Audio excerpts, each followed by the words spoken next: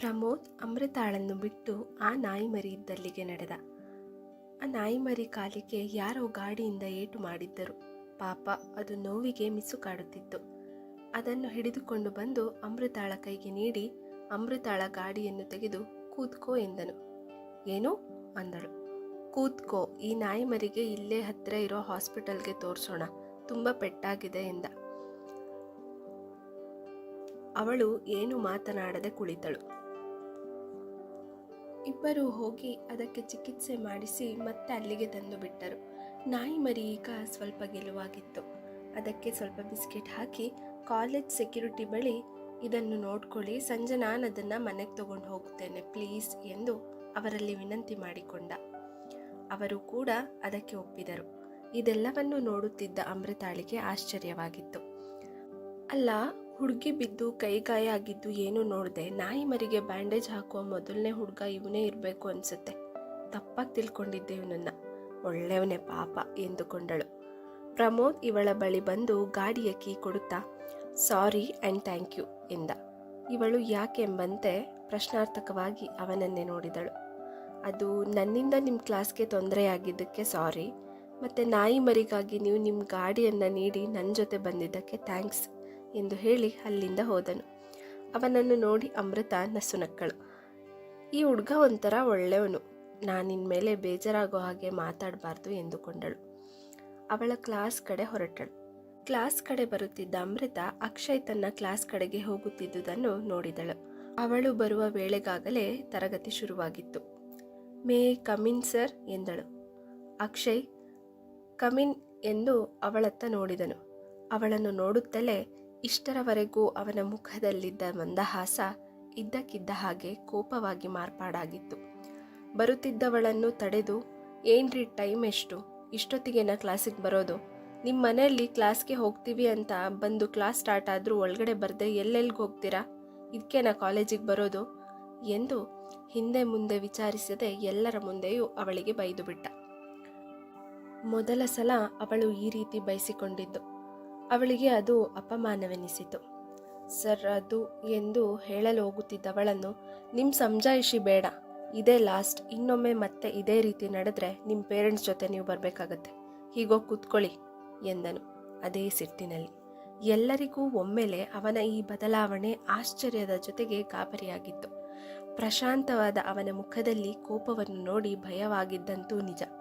ಅಮೃತ ಪಾಪ ತನ್ನ ದೊಡ್ಡದಲ್ಲದ ತಪ್ಪಿಗೆ ಅವಳ ಪ್ರಿಯವಾದವನಿಂದ ಬಯಸಿಕೊಂಡು ತನ್ನ ಜಾಗದಲ್ಲಿ ಬಂದು ಕುಳಿತಳು. ದುಃಖ ಉಕ್ಕಿ ಬರುತ್ತಿತ್ತು, ಕಣ್ಣುಗಳು ತುಂಬಿಕೊಂಡವು. ಇಡೀ ತರಗತಿಯೇ ನಿಶಬ್ದವಾಗಿತ್ತು. ನಂತರ ತನ್ನ ಪಾಠವನ್ನು ಮನಸ್ಸಿಲ್ಲದ ಮನಸ್ಸಿನಿಂದ ಮುಂದುವರೆಸಿದ. ಪಾಠ ಮುಗಿದೊಡನೆ ಸ್ಟಾಫ್ ರೂಮ್ಗೆ ಬಂದು ತನ್ನ ಕುರ್ಚಿಯಲ್ಲಿ ಕೂತು ಟೇಬಲ್ಗೆ ತಲೆಯನಿಸಿದ. 5 ನಿಮಿಷದ ನಂತರ, ಛೇ, ನಾನು ಯಾಕೆ ಈ ರೀತಿ ನಡ್ಕೊಂಡೆ, ಅಲ್ಲ ಆ ಹುಡುಗಿಯನ್ನು ಮಾತಾಡೋಕ್ಕೂ ಬಿಡದೆ ಈ ರೀತಿ ವರ್ತಿಸಿಬಿಟ್ನಲ್ಲ, ಯಾರ್ದೋ ಸಿಟ್ಟನ್ನು ತೆಗೆದು ಯಾರ ಮೇಲೆ ತೋರಿಸ್ದೆ, ಇನ್ನೊಮ್ಮೆ ಈ ರೀತಿ ನಡ್ಕೋಬಾರ್ದು ಎನಿಸಿತವನಿಗೆ. ಅಮೃತಾಳಿಗೆ ನಿಜಕ್ಕೂ ಆಘಾತವಾಗಿತ್ತು. ಕಾಲೇಜಿನ ಆವರಣದ ಕಲ್ಲು ಬೆಂಚಿನ ಮೇಲೆ ಕೂತು ಬಿಕ್ಕುತ್ತಲೇ ಇದ್ದಳು. ಹೋಗ್ಲಿ, ಸಮಾಧಾನ ಮಾಡ್ಕೋ ಅಮ್ಮು. ಸುಗುಣ, ಅಲ್ವೇ, ನಾನೇನು ತಪ್ಪು ಮಾಡಿದೆ ಹೇಳು, ಒಳಗೆ ಬರಲ್ಲ ಅಂತ ಕೇಳಿದಾಗ ಹೂ ಅಂದು ಕೊನೆಗೆ ಎಲ್ಲರ ಮುಂದೆ ಎಷ್ಟು ಅವಮಾನ ಮಾಡ್ದ ಹೇಳು. ನಾನು ಬೇಕು ಅಂತ ಲೇಟಾಗಿ ಬರಲಿಲ್ಲ ಕಣೆ, ಅಟ್ಲೀಸ್ಟ್ ಏನು ಅಂತ ಕೇಳ್ಬೋದಿತ್ತು, ಇಲ್ಲ ಬೇಡ ಅನ್ಬೋದಿತ್ತು. ಐ ಹೇಟ್ ಹಿಮ್, ಅವನು ಅಕ್ಷಯ್ ಎಲ್ಲ ಹ್ಯಾಂಡ್ಸಮ್ ಗೊಗ್ಗ ಅವನು ಎಂದು ಮೂಗೊರಿಸಿಕೊಂಡಳು. ಇದನ್ನು ಕೇಳಿದ ಅಮೃತಾಳ ಗೆಳತಿಯರಿಗೆ ನಗಬೇಕು ಅಳಬೇಕು ತಿಳಿಯಲಿಲ್ಲ. ಶಶಿ, ಅಲ್ಲ ಅಮ್ಮು, ನೀನು ಯಾಕೆ ಲೇಟಾಗಿ ಬಂದೆ ಅಂದ್ಲು. ಅದಕ್ಕೆ ಅಮೃತ ನಡೆದ ಎಲ್ಲವನ್ನು ತಿಳಿಸಿದಳು. ಅದೇಕೋ ಸುಗುಣಗೆ ಹೊಟ್ಟೆಯಲ್ಲಿ ಹುಳಿ ಹಿಂಡಿದಂತಾಯಿತು. ಆದರೂ ಅದಕ್ಕೆ ಗಮನ ನೀಡಲಿಲ್ಲ. ಹಾಗೆಂದು ಅಮೃತಾಳನ್ನು ಅವಳು ಏನೂ ಅನ್ನಲಿಲ್ಲ. ತನ್ನ ಬೇಜಾರನ್ನು ತೋರಿಸಿಕೊಳ್ಳಲಿಲ್ಲ ಸುಗುಣ. ಹೌದಾ, ಇಷ್ಟೆಲ್ಲ ನಡೀತಾ, ಪಾಪ ಕಣೆ ನೀನು, ಬೀಳೋದು ಅಲ್ಲದೆ ಆ ಲೆಕ್ಚರರ್ ಹತ್ರ ಬೈಸ್ಕೊಳ್ಳೋ ಥರ ಆಗೋಯ್ತು ನೋಡು, ಎಲ್ಲ ಆ ಪ್ರಮೋದಿಂದನೇ ಆಗಿದ್ದು ಎಂದಳು ಶಶಿ. ಏ ಪಾಪ ಕಣೆ ಅವನು, ಅವನಿಗೇನು ಗೊತ್ತಿದೆ ಹೀಗಾಗಿರೋದು, ನನ್ನ ಟೈಮ್ ಸರಿ ಇಲ್ಲ ಅಷ್ಟೇ ಬಿಡು, ನನ್ನ ಮೂಡೆಲ್ಲ ಹಾಳಾಗೋಯ್ತು ಆ ಸರ್ರಿಂದ ಎಂದಳು ಬೇಸರದಲ್ಲಿ. ಪ್ರಮೋದ್ ಕೂಡ ಅದೇ ದಾರಿಯಲ್ಲಿ ಬರುತ್ತಿದ್ದ. ಅಮೃತ ಕಣ್ಣೊರೆಸಿಕೊಂಡಿದ್ದು ನೋಡಿ, ಏನಾಯಿತು ಅಮೃತ ಎಂದನು. ಸುಗುಣಾಳಿಗೆ ಅದು ಯಾಕೆ ಸಿಟ್ಟು ಬಂದಿತ್ತೋ ತಿಳಿಯಲಿಲ್ಲ. ಅವನ ಹತ್ತಿರ ಹೋಗಿ, ಏನ್ರಿ ಎಲ್ಲ ಮಾಡೋದು ಮಾಡಿ ಈಗ ಏನೂ ಆಗಿಲ್ಲ ಅನ್ನೋ ಥರ ಮಾತಾಡ್ತಿದ್ದೀರಲ್ಲ ಎಂದಳು ಕೋಪದಲ್ಲಿ ನಿಂತುಕೊಂಡು. ಇದನ್ನು ನೋಡಿದ ಎಲ್ಲರಿಗೂ ಆಶ್ಚರ್ಯವಾಗಿತ್ತು. ಅಂದೇಕೋ ಸುಗುಣ ಪ್ರಮೋದ್ ಅಮೃತಾಳನ್ನು ಕಾಳಜಿ ಮಾಡುತ್ತಿದ್ದುದನ್ನು ಕಂಡು ಕೋಪಕ್ಕೋ ಭಯಕ್ಕೋ ಅಥವಾ ನೋವಿಗೋ ತಿಳಿಯದೆ ಅವನೊಂದಿಗೆ ಜಗಳಕ್ಕೆ ಇಳಿದಳು. ಆದರೆ ಪ್ರಮೋದ್, ನಾನೇನು ಮಾಡಿದೆ ಅಂತ ಹೇಳ್ತಿದ್ದೀರಾ ಎಂದ ಗೊಂದಲದಿಂದ. ಅಲ್ಲರಿ, ನಿಮ್ಮ ನಾಯಿ ಮರಿಗೆ ಟ್ರೀಟ್ಮೆಂಟ್ ಕೊಡ್ಸೋಕೆ ಅವಳನ್ನೇ ಯಾಕೆ ಕರ್ಕೊಂಡು ಹೋಗ್ಬೇಕಿತ್ತು? ನಿಮ್ಮ ಫ್ರೆಂಡ್ಸ್ ಇರಲಿಲ್ವಾ? ನಿಮ್ಮಿಂದ ಕ್ಲಾಸಿಗೆ ಲೇಟಾಗಿ ಬಂದು ಆ ಸರಿಂದ ಬೈಸ್ಕೋಬೇಕಾಯ್ತು ಎಂದಳು ರೋಷದಲ್ಲಿ.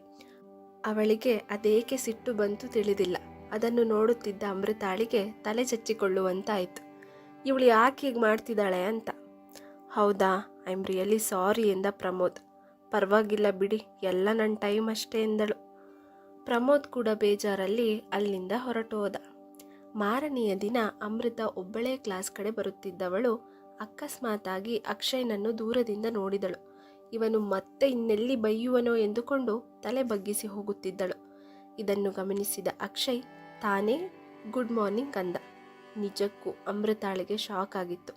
ತಲೆ ಎತ್ತಿ ನೋಡಿದಳು. ತೊದಲುತ್ತಲೇ ಗುಡ್ ಮಾರ್ನಿಂಗ್ ಸರ್ ಎಂದಳು. ನಿನ್ನೆ ನಿಮ್ಮನ್ನು ಬೈದಿದ್ದಕ್ಕೆ ಸಾರಿ ಎಂದು ಮುಂದೆ ನಡೆದು ಹೋದ. ಇವಳಿಗೆ ನಿಜಕ್ಕೂ ನಂಬಲೇ ಆಗುತ್ತಿಲ್ಲ. ಏನೋ ಈ ಗೊಗ್ಗ ಸಾರಿ ಕೇಳಿದ್ನಾ ಎಂದುಕೊಂಡಳು. ಅವಳ ಖುಷಿಯಲ್ಲಿ ಹುಬ್ಬಿ ಹೋದಳು. ಅವಳ ಮನ ಹಕ್ಕಿಯಂತೆ ತೇಲುತ್ತಿದೆ. ಅದೇ ಖುಷಿಯಲ್ಲಿ ಕ್ಲಾಸ್ಗೆ ಬಂದು ತನ್ನ ಗೆಳತಿಯರೊಡನೆ ಸೇರಿಕೊಂಡಳು. ಅವರು ಮಾತನಾಡಿಸುತ್ತಿದ್ದರೂ ಇವಳದು ಏನೂ ಉತ್ತರವಿರಲಿಲ್ಲ. ಬರೀ ಎಲ್ಲೋ ನೋಡಿಕೊಂಡು ನಗುತ್ತಿದ್ದಳು. ನನ್ನ ಕಥೆಗಳ ಬಗ್ಗೆ ಹಾಗೂ ಪಾತ್ರಗಳ ಬಗ್ಗೆ ನಿಮ್ಮ ಅನಿಸಿಕೆಗಳನ್ನು ಕಮೆಂಟ್ನಲ್ಲಿ ತಿಳಿಸಿ.